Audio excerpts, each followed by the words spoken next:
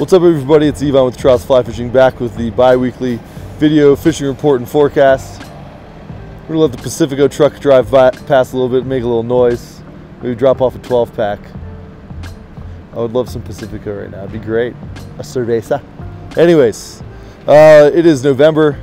We are smack dab in what we expect the fishing to be. You know, the fishing, the weather, it all reflects the season we're in. So we're in late fall, winter, into early winter fishing. So small bugs, winter holding spots, slower, lower flows, all those things are in play right now. So looking at the forecast for the upcoming 2 weeks, highs in the 40s, mid to low 40s, into the 30s, and then lows in those high teens into the 20s. So it is fall, late fall, early winter up in the high country, and fishing reflects that. In terms of our tailwaters, look along the South Platte, flows are actually pretty decent compared to last time we talked.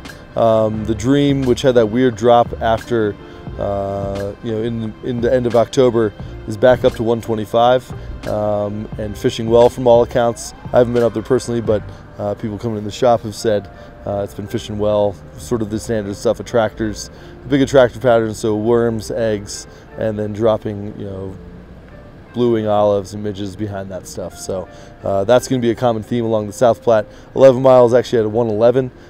Really good opportunities for dry flies there as usual through the winter. That remains a good dry fly fishery through the winter. So those sunny days when it gets a little warmer, expect midges. And if it's warmer and you have cloud cover, then expect the bluings to come out. So be prepared with the appropriate dry flies for that sort of stuff. You can still get some action on streamers here and there in 11 mile if you work it right, but for the most part, dries and nymphs up there. Talked with Scott Dixon, our head guide, who's in the most recent episode of Five Flies, about Deckers. It's at 56.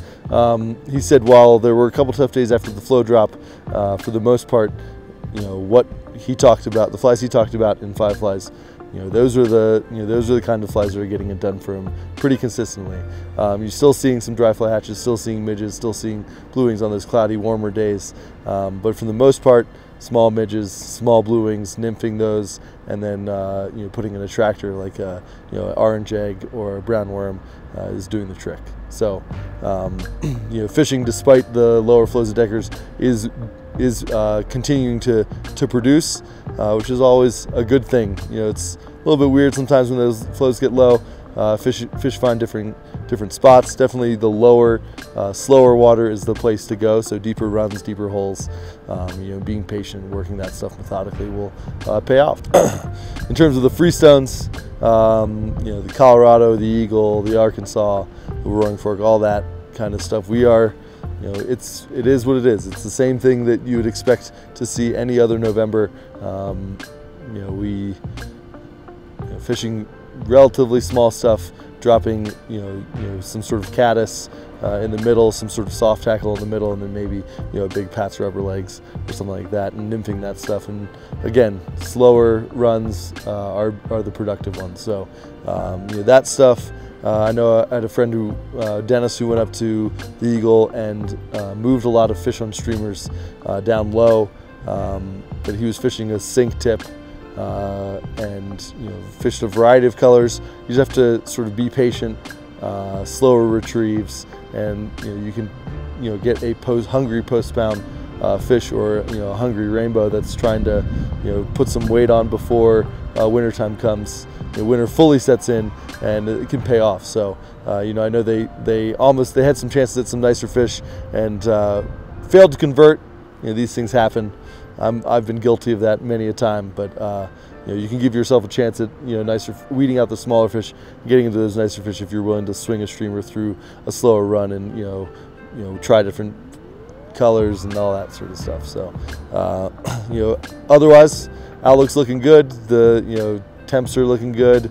We're seeing a lot of snow in the high country. I'm sure people are pretty excited about the ski season, which means rivers are going to be emptying out a little bit.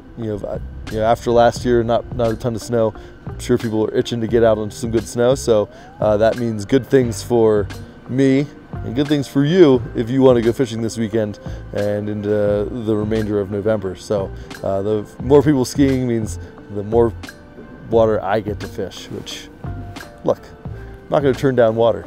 Who am I? Who am I to do that? Before I forget, it's Black Friday. We are doing another river cleanup at Decker's again. So we did it last year. We collected a large amount of trash, and super excited to get it back out this year. So we're gonna, the plan is we're gonna meet at Sedalia around 8 o'clock, go up, clean the river for about 3 hours or so, and then hang out, have some hot dogs, hamburgers, a couple cold ones, and then go fishing a little bit into the afternoon. So join us. There's going to be, if you look on our event calendar on our website, it's detailed there, but we'll also have it up on Facebook as well as an event. So make sure to tell your friends. Let's give back to our home river that gives us so much over the course of the year. Clean it up, get it ready for the winter and into 2019. So it's going to be a good time. Look forward to seeing you guys out there. And again, thanks for stopping by. We'll see you in the next episode. Okay, bye.